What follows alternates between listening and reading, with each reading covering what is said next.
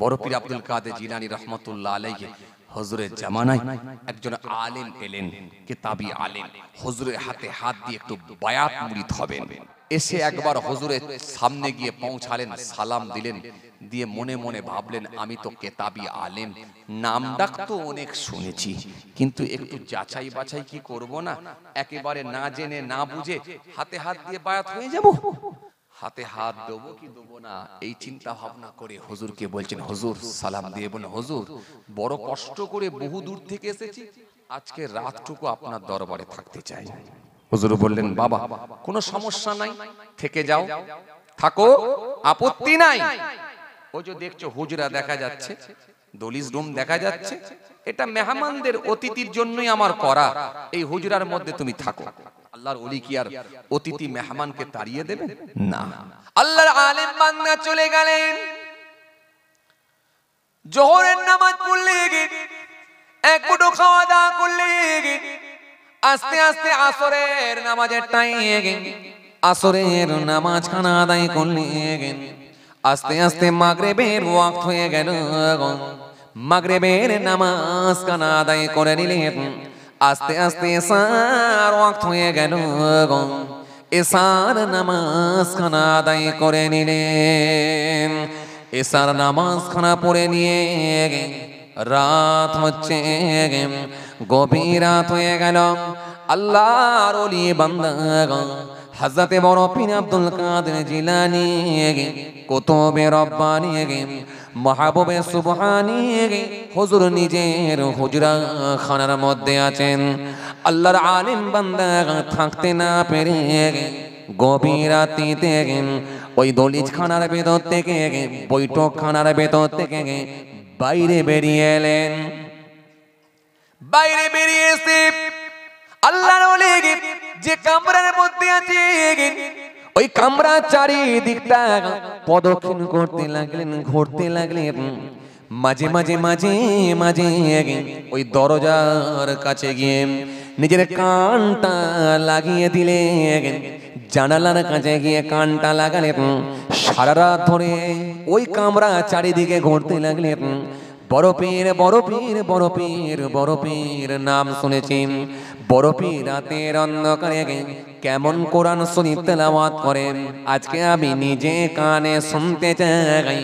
বড় পীর রাতের অন্ধকারে কেমন বসে বসে জিকির করে, আল্লাহ আল্লাহ বলে জিকির করে, এটা আমি নিজে কানে শুনতে যাই।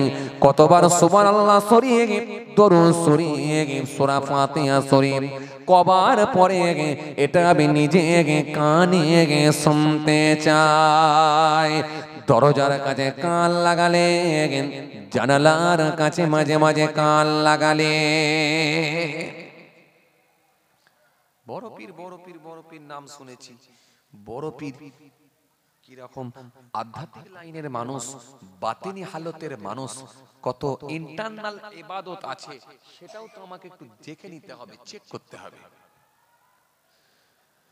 চেক করে নিতে হবে। এই কথা মনে করে দরজার কাছে কান লাগিয়েছেন। আস্তে আস্তে গভীর রাত হয়ে গেল, অনেক রাত হয়ে গেল। গভীর রাতিতে হঠাৎ করে একটা আওয়াজ আসে।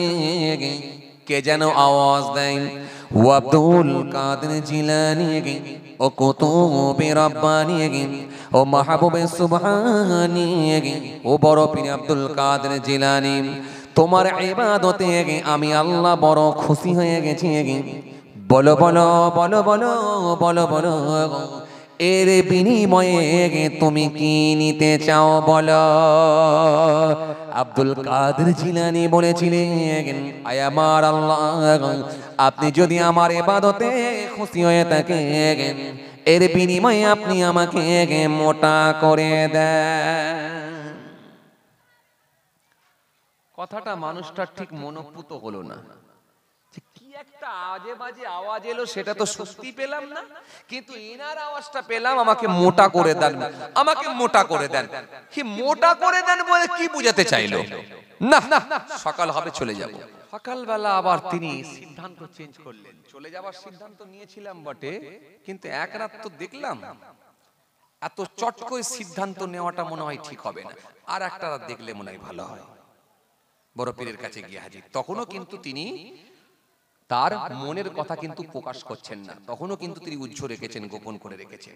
বড় পীর সাহেবের কাছে গিয়ে, হুজুর বেয়াদবি নেবেন না হুজুর, এক রাত থাকলাম, মনটা চাইছে আর একটা রাত থাকি। হুজুর বললে, বাবা গত রাত্রে থেকেছিলে কোনো সমস্যা? না না হুজুর, কোনো সমস্যা নেই, থাকো। তুমি থাকতে চাইছো, আমি কেন তোমাকে বারণ করবো, থাকো। আহা, জোহরের নামাজ কানা পড়ে নিলেন, একটু খাওয়া দাওয়া করলেন, আসরের নামাজ খানা পড়লেন, মাগরিবের নামাজ খানা পড়ে নিলেন, এশার নামাজ খানা আদায় করে নিলেন। এশার নামাজ খানা পড়ে নিয়ে আস্তে আস্তে রাত হয়ে গেল। আল্লাহর ওলি বান্দা নিজের হুজরার মধ্যে চলে গেলেন। আল্লাহর আলিম বান্দা গভীর রাতে হুজরা খানা থেকে, বৈঠক খানা থেকে বাইরে বেরিয়ে এলেন। হুজুর যে কামরার মধ্যে আছেন, হুজুর যে হুজরার মধ্যে আছেন, ওই হুজরার সামনে এসে ওই ঘরটা চারিদিকে প্রদক্ষিণ করতে লাগলেন, ঘুরতে লাগলেন। মাঝে মাঝে মাঝে মাঝে দরজার কাছে কান লাগালেন, জানালার কাছে কানটা লাগিয়ে দিলেন। সারা রাত হুজুর কতবার সূরা ফাতিহা শরীফ পড়েন, দরুদ শরীফ পড়েন, জিকির করেন, আল্লাহ আল্লাহ করে জিকির করেন, কতবার তাসবিহ পড়েন। নিজে কানে আমি একটু শুনব। একই টেস্ট। রাত থাকছি এমনি নয়, পরীক্ষা করার জন্য, ঘুমানোর জন্য নয়, টেস্ট করে নেব, পরীক্ষা করার জন্য টেস্ট করছি, টেস্ট করতে এসেছি, আমি ঘুমাতে আসিনি, ঘুরছি। তবে আমি ডিসাইড করব হাতে হাত দেবো না পালিয়ে যাব। দ্বিতীয় রাতেও যখন গভীর রাত হয়ে গেল, গভীর রাতে একই আওয়াজ, কে যেন বলে, হে বড় পীর আব্দুল কাদের জিলানী, কুতুবে রব্বানী, মাহবুবে সুবহানী, তোমার ইবাদতে আমি আল্লাহ বড় খুশি হয়ে গেছি, বলো বলো এর বিনিময়ে কি নিতে চাও বলো।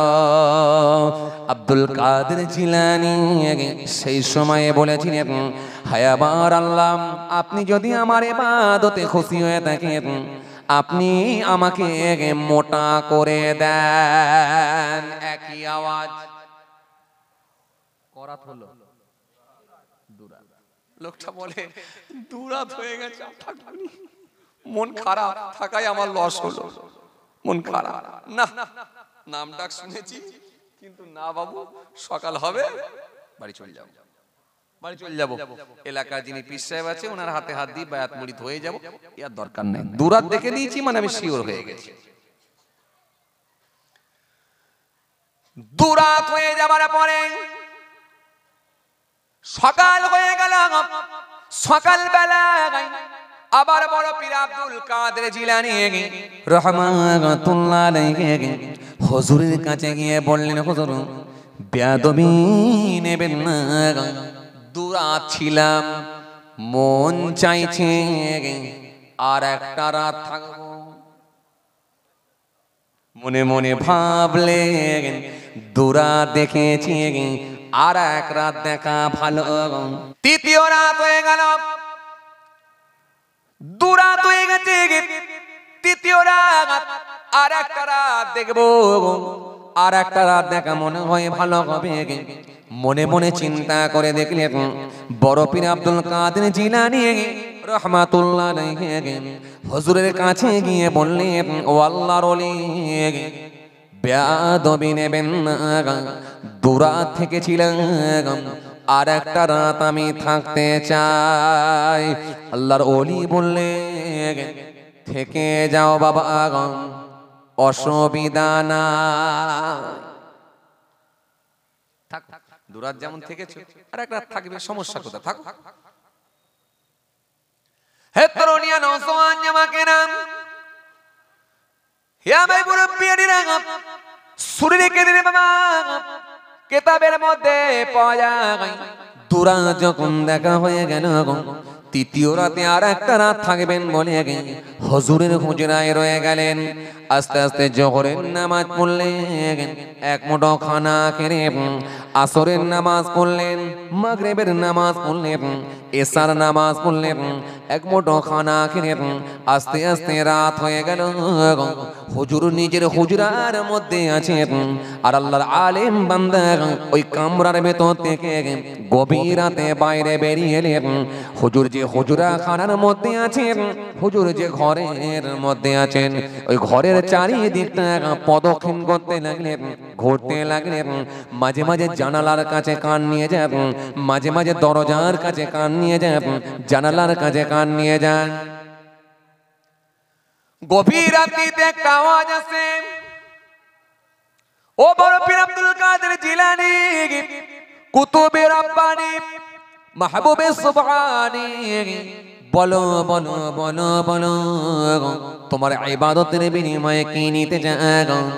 আব্দুল কাদের জিলানী সেই সময় বলেছিলেন, ও আমার আল্লাহ, ও আমার আল্লাহ, আপনি যদি আমার ইবাদতে খুশি হয়ে থাকেন, আমার ইবাদতে রাজি হয়ে থাকেন, আপনি আমাকে মোটা করে দেন, এমন মোটা করে দেন, এমন মোটা করে দেন, এমন মোটা করে দেন, আমি একাই যদি জাহান্নামের দরজার সামনে গিয়ে দাঁড়িয়ে যাই, আমার রাসূলুল্লাহর একটা গুনাহগার উম্মতিরা জাহান্নামের মধ্যে প্রবেশ না করতে পারি। আরো জোরে বলেন, আরো জোরে বলেন, আমি একাই জাহান্নামের দরজার সামনে দাঁড়াবো, জাহান্নামের গেটটা ব্লক করে দেব, জাহান্নামের গেটটা বন্ধ করে দেব। এরকম মোটা করে দাও আল্লাহ, আর সেই সুযোগটা আমাকে করে দাও। আমি একাই যদি জাহান্নামের দরজার সামনে দাঁড়াই, আমার রাসূলুল্লাহর একটা উম্মত না যেন জাহান্নামের মধ্যে প্রবেশ না করতে পারি। যখন এই কথাটা শুনেছেন, আল্লাহ আলেম বান্দা ঝরঝর করে কাঁদতে লাগলেন। এই কথাটা তো আমি এত দূর পর্যন্ত একবারও ভেবে দেখি না। কত দূরদৃষ্টি সম্পন্ন মানুষ, কত দূর নিয়ে বলেছেন, হুজুর কত বড় আল্লাহর ওলি, সুতরাং ইনি না আল্লাহর ওলি হবেন তো কে হবে? আল্লাহর আলেম বান্দা সহ্য করতে পারলেন না, ফজরের নামাজ খানা পড়ে নিয়ে হুজুরের হাতে হাত দিয়ে বললেন, হুজুর আমি আপনাকে কিছু পরীক্ষা করেছিলাম, বেয়াদবি নেবেন না হুজুর, ক্ষমা করে দেন হুজুর। হুজুর আপনার হাতে হাত দেওয়ার জন্য হুজুর তিনটে দিন ঘুরেছিলাম। আল্লাহর ওলি বললেন, বাবা তুমি আমার সঙ্গে বেয়াদবি নয়, তুমি জানার চেষ্টা করেছ, আল্লাহ কবুল করে নিয়েছেন, সুতরাং তুমি আমার হাতে হাত দিয়ে বায়াত হওয়ার জন্যই তাই এসেছ।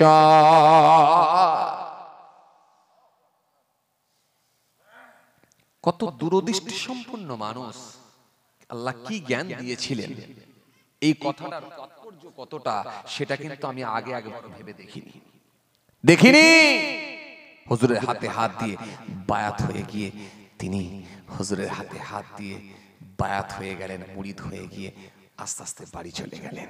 এই জন্য আপনাকে খুব ভাবনা চিন্তা করে ডিসাইড করতে হবে, আপনি যার হাতে হাত দিচ্ছেন সে কতটা তাসাউফপন্থী মানুষ, কতটা ইলমে লাদুন্নি হাসিল করেছেন, আধ্যাত্মিক লাইনের মানুষ কিনা, তার মধ্যে কতটা ইলম আছে জাহেরি এবং বাতিনি, এটা আপনাকে খুব ভাবনা চিন্তা করে দেখে নিতে হবে। আখিরি জামানায় এখন সবাই নিজেকে পীর বলে দাবি করছে, সবাই নিজেকে বক্তা বলে দাবি করছে, সবাই নিজেকে হুজুর বলে দাবি করছে, কিন্তু আসল কে সেটা আপনাকে বারবার ট্রাই করে আপনাকে বুঝে নিতে হবে। এই জন্য যাকে তাকে আপনি ওয়াজ করতে দাওয়াত করতে পারবেন না। অন্তত আপনাকে কথা বলবো, যদি আপনি ক্যাসেট শুনে দাওয়াত করেন, মোবাইল শুনে দাওয়াত করেন, ওই মোবাইলের ওয়াজটা অন্তত আগে মহল্লার ইমাম সাহেব হুজুরকে গিয়ে শোনান, ইমাম সাহেবকে গিয়ে শোনান, যোগ্য কোনো হাফেজ মাওলানা থাকলে তাকে গিয়ে শোনান, হুজুর এই বক্তাকে আমরা দাওয়াত করার ইচ্ছা পোষণ করেছি, আসলে কি ইনাকে করব নাকি না ইনার কথাগুলো কেমন লাগছে একটু আপনি দেখুন, একে দাওয়াত করব কি করব না। আসলে মহল্লার ইমাম, মসজিদের হাফেজ সাহেব, এলাকার ইমাম সাহেব, হাফেজ সাহেব, হুজুর সাহেব, তিনি আপনাকে ঠিকঠাক বলে দেবেন আসলে তাকে করাটা ঠিক হবে কি না হবে, সঠিক কথাটা কিন্তু আপনাকে জানিয়ে দেবে। ইমাম সাহেবকে যদি না পান, অন্তত মসজিদের মুসল্লি যারা আছেন ইনাদেরকে গিয়ে ক্যাসেটটা শোনাবেন, চাচা এই বক্তাকে দাওয়াত করব বলে ঠিক করেছি, আসলে কি ঠিক আছে? এই চাচা এই বক্তাকে দাওয়াত করবা কেন? এই মানুষটা হয়তো কোরআন হাদিসের জ্ঞান না থাকতে পারে, কিন্তু কোরআন হাদিসের জ্ঞান যাদের ছিল তাদের সঙ্গে উঠা বসা করা মানুষ। এই মানুষটা আজকের লোক নয়, এমনও মানুষ থাকতে পারে বসিরহাট আল্লামা হুজুরের ওয়াজ শোনা মানুষও ছিলেন তৎকালীন সময়ে, দাদা হুজুর কেবলার মুখের ওয়াজ শোনা মানুষ ছিলেন তৎকালীন সময়ে, কাইয়ুমুজ্জামান বড় হুজুর পীর কেবলা রহমাতুল্লাহ আলাইহি ফুরফুরা শরীফ বড় হুজুর কেবলার মুখের ওয়াজ শোনা মানুষ বসে আছে এই মাহফিলেতে। বড় হুজুরের মুখের ওয়াজ শোনা মানুষ যদি না থাকে, মুফতি আজম মেজলা হুজুর পীর কেবলা রহমাতুল্লাহ আলাইহি মেজো হুজুরের মুখের ওয়াজ শোনা মানুষ এখানে বসে আছে। মেজো হুজুরের মুখের ওয়াজ শোনা যদি লোক না থাকে, যদি সেজো হুজুর ন হুজুরের মুখে ওয়াজ শোনা না থাকে, অন্তত ছোট হুজুর নানা জান ছোট হুজুরের মুখের ওয়াজ শোনা মানুষ এখানে বসে আছে। ইনি আপনাকে মিলিয়ে বলে দেবে বাবু এই বক্তা চলবে নাই তো গালাগালি পারে। হ্যাঁ গো বাবা, কিছু বক্তা বেরিয়েছে দেখবেন গালাগালি করছে, নবীর স্টেজে বসে মুখে কিছু তাদের আটকায় না, গালাগালি পর্যন্ত করছে। যুবক ছেলেরা সেগুলো শুনছে আর আনন্দ পাচ্ছে, বসে বসে হাসছে আর মজা লাগছে, বক্তা দারুণ হয়েছে বলে করছে। আসলে কিন্তু বাবাজি আমার ভাইরা, যখন আপনি এই বয়স্ক মানুষ, প্রবীণ মানুষ, 30 বছর যে মানুষটা ওয়াজ শুনছে, আসলে যখন তাকে ওই ক্যাসেটটা শোনাবেন সে বলবে না বাবা এই বক্তাকে দাওয়াত করো না, কারণ আমি অনেক আল্লামা হুজুরদের, অনেক আমি বুজুর্গ ব্যক্তিদের ওয়াজ শুনেছি, কোনোদিন কিন্তু এরকম ওয়াজ আমি শুনিনি। এই জন্য যাকে তাকে আপনি দাওয়াত করবেন না। আজ যাত্রার হাতে আপনি হাত দিয়ে নিজেকে আত্মসমর্পণ করবেন না, নিজেকে বিসর্জন দেবেন না, বায়াত মুরিদ হয়ে গিয়ে ঈমান নষ্ট করবেন না। আখিরি জামানায় কিছু ভণ্ড পীর বেরিয়েছে, আমরা কিন্তু ভণ্ডদেরকে পীর বলি না, আমরা বলি হাক্কানি যারা আল্লাহর ওলি হয়ে গেছে তাদেরকে আমরা বলি পীর ও মুর্শিদ বলে মেনে নিয়েছি। আমরা বড় পীর আব্দুল কাদের জিলানী রহমাতুল্লাহ আলাইহি হুজুরকে আমরা পীর বলি, খাজা গরিবে নওয়াজকে আমরা পীর বলি, ফুরফুরা শরীফ পীর আবু বকর সিদ্দিক রহমাতুল্লাহ আলাইহি দাদা হুজুর কেবলাকে আমরা পীর বলি, বসিরহাট আল্লামা রুহুল আমিন রহমাতুল্লাহ আলাইহি হুজুরকে আমরা পীর বলি, ফুরফুরা শরীফ কাইয়ুমুজ্জামান বড় হুজুর কেবলাকে আমরা পীর বলি, মুফতি আজম মেজলা হুজুর কেবলাকে পীর বলি, 5 হুজুর কেবলাকে পীর বলি, বর্তমান যারা বয়োজ্যেষ্ঠ হুজুর কেবলাদেরকে আমরা পীর বলি। সুতরাং পীর সবাই হতে পারবে না, এমনও দেখবেন মাজারেতে দরগাতে এমনও কিছু ভণ্ড মানুষ আছে বাবাজি, আসলে তারা নামাজও পড়ে না, বছরে রমজান মাসে রোজাও রাখে না, তাদের মোজগুলো দেখবেন বড় বড় বড় বড় বড়, দাড়ি থেকে মোজ বড়, পিছনের চুলগুলো দেখবেন বড় বড়, এমন মোচ রেখেছে টর্চ লাইট মারলেও দাঁত খুঁজে পাওয়া যায় না, বছরে একবার করে গোসল করে কি করে না তাও সন্দেহ আছে, এরাও নিজেদেরকে পীর বলে দাবি করছে। সুতরাং এমন ভণ্ড পীর কিছু বেরিয়েছে, কথা ঠিক কিনা? এই জন্য সবাইকে নয়, আমরা মানি কাকে? যারা আল্লাহর ওলি হয়ে গেছেন তাদের কি আমরা মানি। কারণ রাসূল বললেন মান যারা আলিমান ফাকান্নামা যারানি, মান সাফা আলিমান ফাকান্নামা সাফানি, মান জালাসা আলিমান ফাকান্নামা জালাসানি। রাসূল সুন্দর করে বললেন, আবার সেই নবী বলেন সায়াতি জামান ওয়ালা উম্মতি কুলুবুম কা কুলুবি জিয়াব, কালামুম কা কালামিল আম্বিয়া, ফিলুম কা ফিলিল ফারাইনা।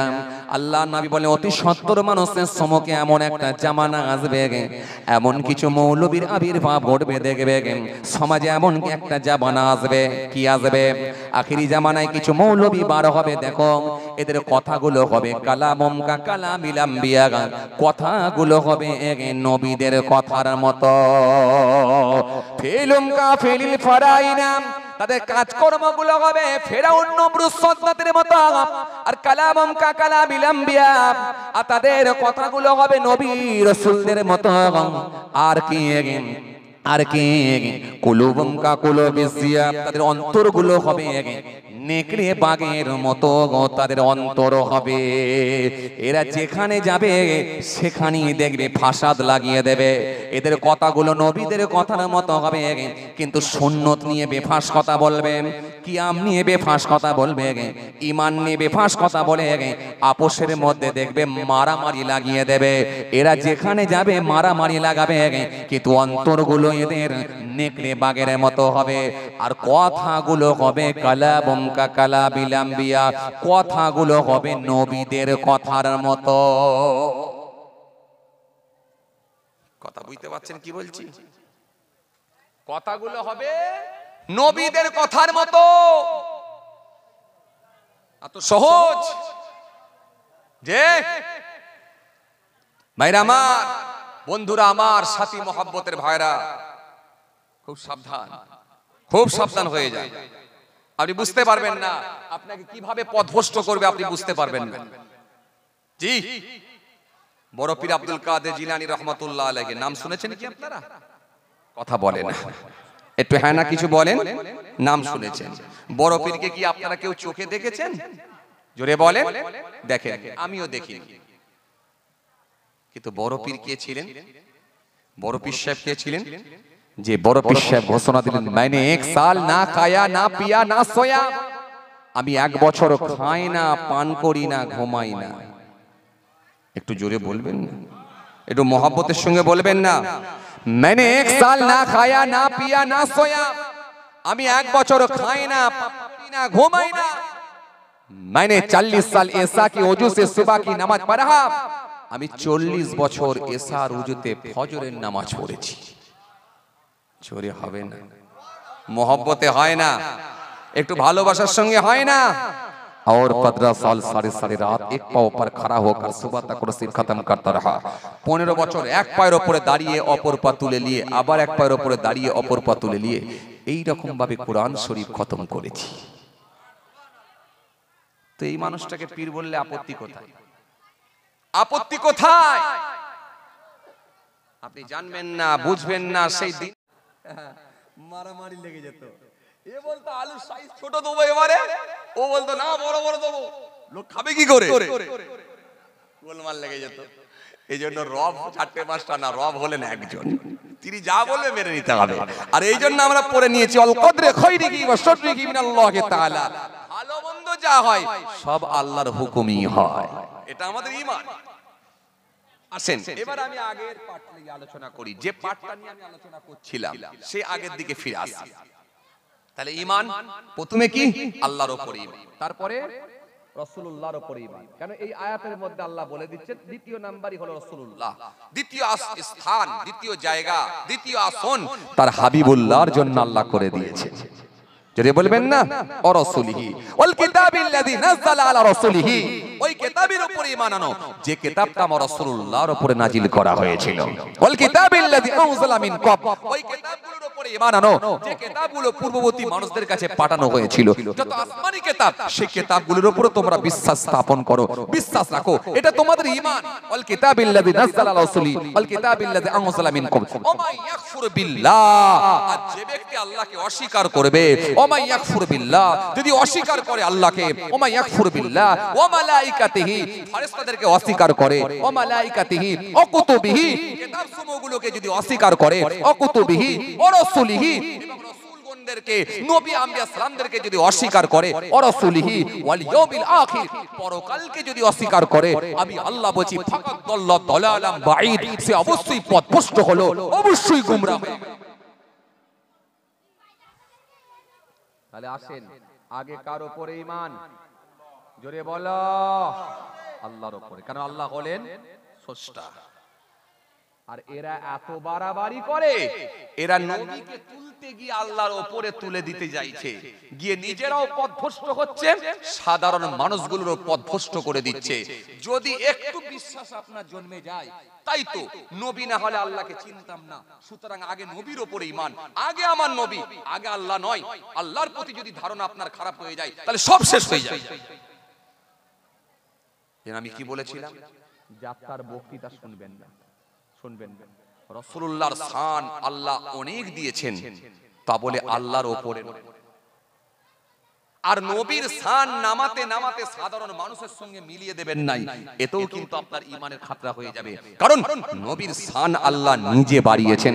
কোরআন স্পষ্ট ঘোষণা দিচ্ছে, ইয়া আইয়ুহাল্লাযীনা আমানু ইসতাজিবু লিল্লাহি ওয়া লিরাসূল ইযা দাআকুম, ইয়া আইয়ুহাল্লাযীনা আমানু লা তারফাউ আসওয়াতাকুম ফাওকা সাওতিন নবী। কোরআনে এক জায়গায় নয়, একাধিক জায়গায় তার হাবিবুল্লাহর শান আল্লাহ তুলে ধরেছেন। যদি বলবেন না, সুতরাং এই জন্য মনে রাখবেন, তার হাবিবুল্লাহর শান আল্লাহ এত দিয়েছেন।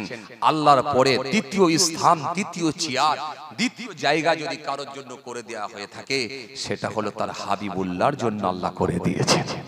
জোরে বলবেন না। এই জন্য আমার রাসূলুল্লাহ যখন মেরাজে গেলেন, আপনাদের জানা আছে, আরশের মতো জায়গাতে গিয়ে দেখলেন রাসূলুল্লাহর নামটা লেখা। আমার নবী একটু আমার আল্লাহকে বোঝা, আল্লাহ আরশের মতো জায়গাতে আপনি আমার নামও দিয়েছেন। আল্লাহ বললেন, হাবিব শুধু আরশের মতো জায়গায় নয়, মেরা আরশ পে তেরা নাম, খতিব কে খুতবে মে তেরা নাম, মুহাদ্দিস কে হাদিস মে তেরা নাম, মুফাসসির কে তাফসীর মে তেরা নাম, কুরআন के हर पारे में तेरा नाम, मुकर्रर की तकरीर में तेरा नाम, मुहद्दिस के हदीस में तेरा नाम, मस्जिद के मीनार में तेरा नाम, यहाँ तक के मोहम्मद जहाँ होगा मेरा नाम वहाँ होगा तेरा नाम। हे আমার হাবিব, যেখানে আমি আল্লাহর নাম, পাশেই আপনার নাম। জোরে বলবেন না, আরো জোরে বলবেন না। পৃথিবীর মানুষ যখন কলেমা শরীফ পড়বে, আমি আল্লাহর নাম নেবে, পাশেই আপনার নাম নেবে। যে কলেমায় কলেমা নাই, যে কলেমায় আপনার নাম নাই, সে কলেমা কিন্তু আমার কাছে আসবেও নাই।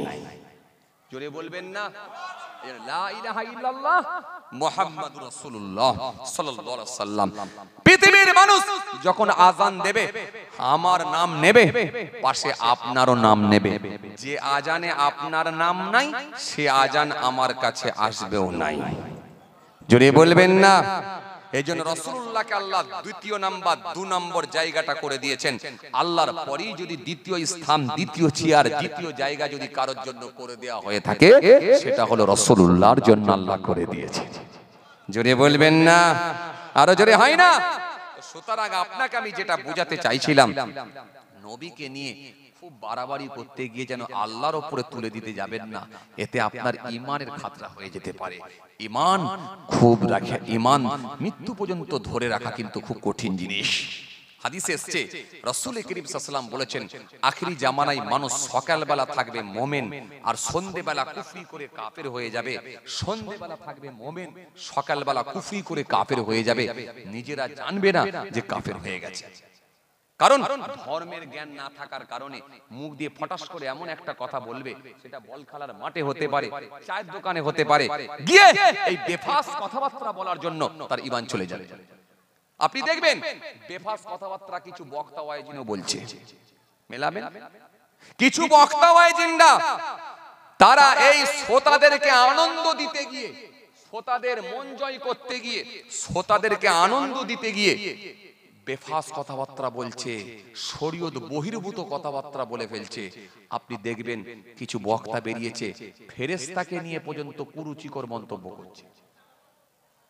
সোশ্যাল মিডিয়া ঘাঁটবেন, আমি নাম বলবো না, আমি কারণ নাম বলতে পছন্দ করি না, নাম আমি বলি না, আমি নাম বলবো না, কিন্তু আপনারা সোশ্যাল মিডিয়া ঘেটে দেখবেন কিছু বক্তা ওয়াইজিন দেখবেন ফেরেশতাদেরকে নিয়ে নেগেটিভ কমেন্ট, নেগেটিভ কথাবার্তা বলছে, ফেরেশতাকে পর্যন্ত নিয়ে এমন কুরুচিকর মন্তব্য করছে, এমন বাজে বেফাস কথাবার্তা বলে ফেলছে, খালি শ্রোতাদেরকে আনন্দ দিতে গিয়ে, পাবলিকের মন জয় করতে গিয়ে এমন কথা বলে ফেলছে যেটা পাবলিক হেসে হেসে তারা আনন্দ পাচ্ছে।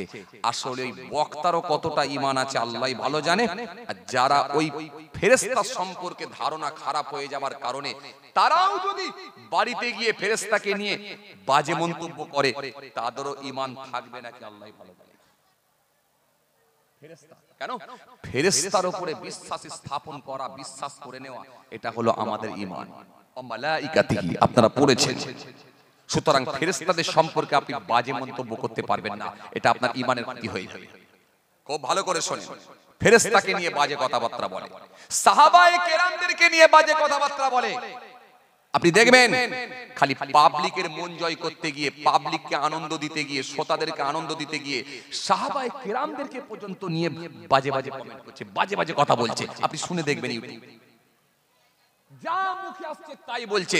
একটা ওয়াইজিন বক্তা হলে সে কত হিসাব করে কথা বলবে, তার কথাবার্তা সংযতভাবে হবে। একটা আলেম হলে সংযতভাবে কথাবার্তা বলবে, তার কথাবার্তা বলবে একটা সংযতভাবে, তার মধ্যে একটা শিষ্টাচার থাকবে। নবী আম্বিয়া সালামদের কথা বললে কত ভদ্রতার সঙ্গে বলবে এবং কত আদবের সঙ্গে বলবে। আপনি দেখুন কি বাজে বাজে, একটা মাঠে কাজ করার লোক মনে হয় এত খারাপ জঘন্য ভাষায় কথা বলে না, এক একটা বক্তা এমন ভাবে কথা বলছে। আপনি সোশ্যাল মিডিয়া শুনে দেখেন। ভাইরা আমার, বন্ধুরা আমার, সাথী মহব্বতের ভাইরা, ভুল বুঝবেন না, রাগ করবেন না। আপনাকে আমি যেটা বোঝাতে চাইছিলাম, ঈমান আপনি বরবাদ করে দেবেন না, ঈমান বরবাদ করে দেবেন না। এই জন্য প্রথমে আপনাকে কি বলেছিলাম, যাত্রার ওয়াজ শুনবেন না, বলেছিলাম না? যাত্রার ওয়াজ শুনবেন না। কিছু বক্তা বেরিয়েছে দেখবেন কিয়ামকে নিয়ে বাজে বাজে কথাবার্তা বলছে। চলছে এখন কিয়ামের লড়াই, দেখছেন আপনারা? কথা বলছেন না কেন? চলছে। পড়ে না তো আলাদা কথা, না পড়লে তো গোনা নেই, কিন্তু কিয়ামকে নিয়ে বাজে কমেন্ট করা, কিয়ামকে নিয়ে বেফাস কথাবার্তা বলা আজকে কোথায় গিয়ে পৌঁছাচ্ছে বুঝতে পারছেন? ভাইরা আমার, বন্ধুরা আমার, সাথী মহব্বতের ভাইরা, ভুল বুঝবেন না, রাগ করবেন না। আপনি কিয়াম করেন না, আপনার গুনাহ হবে না। আপনি কিয়াম করেছেন, আল্লাহ ইচ্ছা করলে আপনাকে সওয়াব দিতে পারে, বঞ্চিত করবেন না। এজন্য ফুরফুরা শরীফ দাদা হুজুর পীর কেবলা রাহমাতুল্লাহ আলাইহি, হুজুরের মাসলাকের মানুষ আপনারা, জি দাদা হুজুর পীর কেবলা রাহমাতুল্লাহ আলাইহি বললেন, যেখানে হয় সেখানে করো, যেখানে হয় না সেখানে করো না, তবে কিয়াম নিয়ে যেন বিভেদ করো না। এটা মুস্তাহসান, জায়েজ, করলে সওয়াব আছে, না করলে কোনো গুনাহ নেই। ব্যাস মিটে গেল। তো আপনি কেন জোর করে কাউকে হাত ধরে বসাবেন, আর আপনি কেন জোর করে কারোর হাত ধরে তুলে দাঁড় করাবেন? এটা তো আপনাকে ইসলাম মুক্তি দেয় না। আপনার যদি মনে হয় হ্যাঁ আমি একটু দরুদ শরীফ পড়বো বা একটু সালাম শরীফ পড়বো, এটা আমার দরকার আছে, করবেন। যদি মনে হয় না আমি করবো না, তো বাদ দেন। কিন্তু ঝগড়া করবেন কেন? আপনি করেননি সেটা ভিন্ন কথা, আলাদা কথা, কিন্তু আপনি সরাসরি হারাম বলে দিলেন যে কিয়াম করা হারাম, হারাম, হারাম, হারাম বলে দিলেন। হারাম বললে তো আপনাকে দলিল খাড়া করতে হবে না, হারাম বললে তো আপনাকে দলিল দিতে হবে। কোরআন শরীফের মধ্যে আল্লাহ রাব্বুল আলামিন মদ খাওয়া হারাম করেছেন, জুয়া খেলা হারাম করেছেন। কোরআনের মধ্যে আল্লাহ দলিল দিয়ে দিয়েছেন। কোরআন শরীফের মধ্যে আল্লাহ মৃত জানোয়ার খাওয়া হারাম করেছেন, কোরআনের মধ্যে দলিল দিয়েছেন। তো কোরআন শরীফের মধ্যে যখন দলিল এসে গেছে যে হারাম, কোরআনের মধ্যে যখন এসেছে, তো হারাম যদি আপনি বলেন, আপনার যুক্তিতে যদি যায়, যদি আপনি বলেন যে কিয়াম করাটা হারাম, তো হারাম যদি হয় তাহলে একটা দলিল দেখান আপনি পারবেন। ইয়া আইয়ুহাল্লাযীনা আমানু সাল্লু আলাইহি ওয়া সাল্লিমু তাসলিমা। হে ঈমানদারগণ, তোমরা দরুদ পড়ো এবং সালাম পাঠ করো, সেটা আদবের সঙ্গে, ওয়াসাল্লিমু তাসলিমা, এবং সেটা আদবের সঙ্গে করো। আদবের সঙ্গে যদি করতে হয়, আমরা মনে করেছি আদবের সঙ্গে করতে হলে, তাজিম দেখাতে হলে একটু দাঁড়াতে হয়। কথা বলছেন না কেন? এবারে আপনার কাছে যদি মনে হয় এটা বসে বসে আদব হবে, দেখান।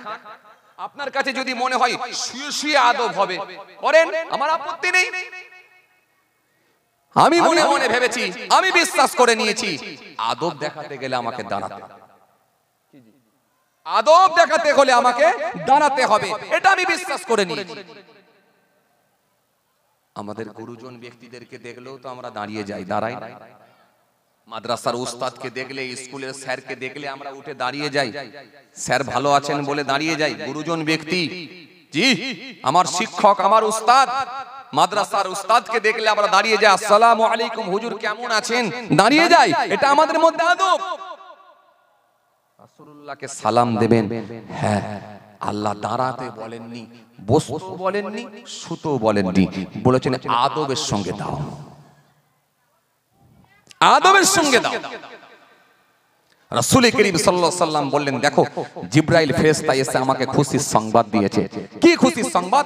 সাহাবীরা বলেন, কি খুশির সংবাদ? ইন্নী লাকিতু জিবরিল ফাবাশশারানি ফাকালা ক্বালা আল্লাহু তাআলা মান সাল্লা আলাইকা সাল্লাতু আলাইহি ওয়া মান সাল্লামা আলাইকা সাল্লামতু আলাইহি ফাশাজাদতু লিল্লাহি শুকরা। জিবরাইল ফেরেশতা এসে আমাকে দুটো খুশির সংবাদ দিয়েছে। সাহাবীরা বলে, কি খুশির সংবাদ? আল্লাহর নবী বললেন, যে ব্যক্তি আমার উপরে একবার দরুদ শরীফ পড়ে, আমার আল্লাহ তার উপরে রহমত বর্ষণ করে। জোরে বলবেন না, আরো জোরে বলবেন না। আর যে ব্যক্তি আমার উপরে সালাম পাঠ করে, আমার আল্লাহ তার উপরে সালাম প্রেরণ করেন। নবী বলছেন, এটা শোনার সাথে সাথে আমি রাসূলুল্লাহ থাকতে না পেরে ফাশাজাদতু লিল্লাহি শুকরা, আমি শুকরিয়ায় সিজদায় পড়ে গেলাম। জোরে বলবেন না। তো আপনি আদব দেখাবেন কেমন করে? শুয়ে শুয়ে দেবেন না বসে বসে দেবেন, কিভাবে দেবেন সেটা আপনার ব্যাপার। কিন্তু আমি তাজিম আদবের দিকে দেখে আমি উঠে দাঁড়িয়ে যাই। কিন্তু আপনি হারাম বলছেন কেন? হারামটা কোথায় পেলেন? আপনি করেননি সেটা ভিন্ন কথা, আলাদা কথা, কিন্তু হারাম যখন বলবেন তখন আপনাকে তো দলিল দিতে হবে, কোরআনের আয়াত দিয়ে আপনাকে প্রমাণ করতে হবে, কিংবা হাদিস দিয়ে আপনাকে দলিল দিতে হবে যেটা হারাম। আল্লাহ হারাম করেছেন, হাদিসের নস লাগবে আপনাকে দিতে হবে। যেহেতু আল্লাহ কোরআনের মধ্যে বলেছেন, ইন্নামা নিশ্চয় হারামা হারাম করে দেয়া হয়েছে, আলাইকুম তোমাদের জন্য, মাইতাতা মৃত জানোয়ার, ওয়াদামা প্রবাহিত রক্ত, ওয়ালাহমাল খিনজির শুকরের গোশত, শুকরের মাংস, ওমা ওয়াহিল্লা বিহি লিগায়রিল্লাহ গায়রুল্লাহর নামে জবাহকৃত পশু, আল্লাহ বলে এগুলো সব তোমাদের জন্য হারাম করা হয়েছে। ইন্নামাল খামরু ওয়াল মাইসিরু ওয়াল আনসাবু ওয়াল আজলাম রিজসুম মিন আমালিশ শাইতান ফাজতানিবু লাআল্লাকুম তুফলিহুন। আল্লাহ এখানেও বললেন মদ তোমাদের জন্য হারাম, জুয়া খেলা তোমাদের জন্য হারাম, মূর্তি তোমাদের জন্য হারাম, সব আল্লাহ এগুলো বলে দিয়েছেন, এগুলো সব শয়তানি কাজ। আপনি সরাসরি হারাম বলে দিলেন, কোথায় কোথায় পেলেন? সুদ সম্পর্কে আল্লাহ হারামের আয়াত দিয়েছেন, মদ সম্পর্কে হারামের আয়াত দিয়েছেন, গান বাজনা সম্পর্কে হারামের আয়াত দিয়েছেন, মৃত জানোয়ার খাওয়ার বিষয়ে আল্লাহ হারামের আয়াত দিয়েছেন। তো আপনি কিয়াম বলে দিলেন হারাম, কোথায় পেলেন? আমি আপনাকে প্রথমে একটা কথা বলেছিলাম, যাত্রার ওয়াজ কিন্তু শুনবেন না, শুনবেন না, আপনার ঈমান চলে যাবে। চলুন আপনাকে আমি একটা মাসলা বলে রাখি, ভালো করে শোনেন। আপনি সুন্নত মানতে পারেননি, ভিন্ন কথা, আলাদা কথা। আপনি ফরজ মানতে পারেননি, ভিন্ন কথা, আলাদা কথা। কিন্তু আপনাকে ব্যথিত হতে হবে, মনের দিক দিয়ে আপনাকে কষ্ট পেতে হবে। আপনি কিন্তু ইনকার করতে পারবেন না। যদি ইনকার করেন তাহলে কিন্তু সেটা দাঁড়িয়ে যাবে মাসলাই আলাদা, ফতোয়াই কিন্তু আলাদা এসে যাবে।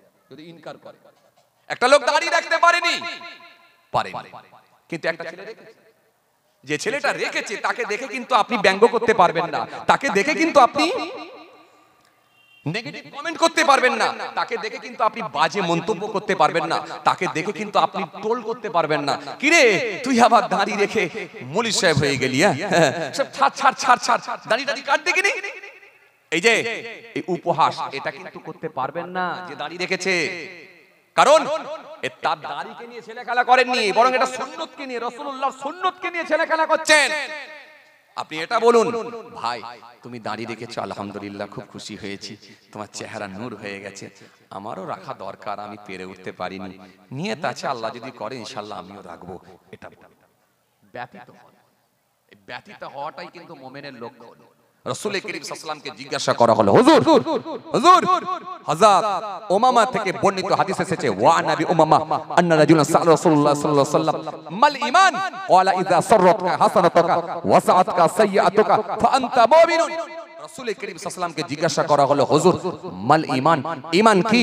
আল্লাহ নবী বলেন ক্বালা ইযা সাররাতকা হাসানাতুকা ওয়া সাআতকা সাইয়্যাতুকা ফা আনতা মুমিনুন। আল্লাহ নবী বলেন যখন তুমি কোনো ভালো কাজ করবে ওই ভালো কাজে তোমার মধ্যে আলাদা একটা অনুভূতি আসবে, মজা আসবে। জোরে বলবেন না, আরো জোরে বলবেন না, আরো জোরে বলবেন না। একটা শ্রেণীর মানুষ চায়ের দোকানে বসে আছে, একটা শ্রেণীর মানুষ ক্যারাম বোর্ড খেলছে, যান দেখাছেন ক্যারাম বোর্ড খেলছে, আর একটা শ্রেণীর মানুষ জলসায় বসে আছে। সব কিন্তু এই সমাজে সবাই কিন্তু মানুষ, সবাই আল্লাহর বান্দা বলে দাবি করেন, কিন্তু ভাগ হয়ে গেছে। কেউ চায়ের দোকানে, কেউ ক্যারাম বোর্ড খেলার আড্ডাখানায় বা ক্যারাম বোর্ডের জায়গায়, কেউ বসে আছে এখানে, কিন্তু তার মধ্যে আলাদা অনুভূতি আসছে কোনটাই? ক্যারাম বোর্ড খেলে মজা আসছে। আপনার অনুভূতি আসছে কোথায়? জলসা শুনে আপনার মজা আসছে, আপনার মধ্যে আলাদা অনুভূতি আসছে, জলসা শুনে আপনি মজা পাচ্ছেন। এই যে এই লক্ষণটা হলো ভালো লক্ষণ। নবী বললেন যখন তুমি কোনো ভালো কাজ করবে এই ভালো কাজে তোমার মধ্যে একটা আলাদা অনুভূতি আসবে। আর কি অসৎ কাজে তুমি ব্যতীত হবে। ক্যারাম বোর্ড খেলে সে ব্যতীত হয়নি, চায়ের দোকানে বসে বসে বিড়ির টান মারছে ব্যতীত হয়নি, লটারির টিকিট কারখানায় গিয়ে লটারি কেটে ব্যতীত হয়নি, তাস খেলে ব্যতীত হয়নি, বিড়ির টান দিয়ে ব্যতীত হয়নি, কষ্ট পায়নি। সে মনে মনে ভাবছে আমি ঠিক করছি, আমি যেটা করছি ভালো করছি। বর্তমানে আমি মডার্ন মানুষ বলে নিজেকে দাবি করছে। সুতরাং ভালো করে শোনেন, এই যে ব্যতীত হয়নি, যখন সে অন্যায় কাজ করার সঙ্গে, অন্যায় কাজের সঙ্গে যখন সে ইনভলভ হচ্ছে, অন্যায় কাজের সঙ্গে যুক্ত হচ্ছে, এরপরও যখন ব্যতীত হয়নি, এটা কিন্তু খারাপ লক্ষণ, খারাপ লক্ষণ, খারাপ লক্ষণ। আপনি দাঁড়ি রাখতে পারেননি, আপনাকে মনের দিক দিয়ে কষ্ট পেতে হবে। আপনি নামাজ পড়তে পারেননি, মনের দিক দিয়ে ব্যতীত হতে হবে, কষ্ট পেতে হবে।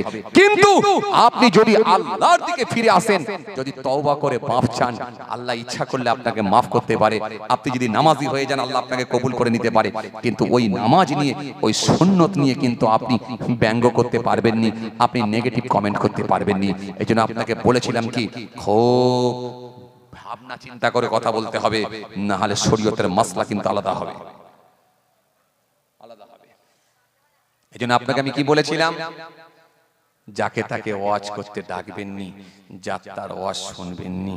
আর একটা কথা বলি শোনেন, যাত্রার হাতে হাত দিয়ে আপনি বায়াত মুরিদ হয়ে যাবেন, যাত্রার হাত দিয়ে, হাতে হাত দিয়ে বায়াত মুরিদ হয়ে যাবেন নি, নিজেকে আত্মসমর্পণ করবেন নি, নিজেকে তার কাছে বিসর্জন দেবেন নি। হতে পারে আপনার ঈমান বরবাদ করে দিতে পারে, করে দিতে পারে। এই জন্য রাসূল করিম সাল্লাল্লাহু আলাইহি ওয়াসাল্লাম বললেন, আলেমের নিশ্চয় সম্মান দেওয়া হয়েছে, আলেমের নিশ্চয় ইজ্জত দেওয়া হয়েছে। একটা আলেমের সম্মান কত?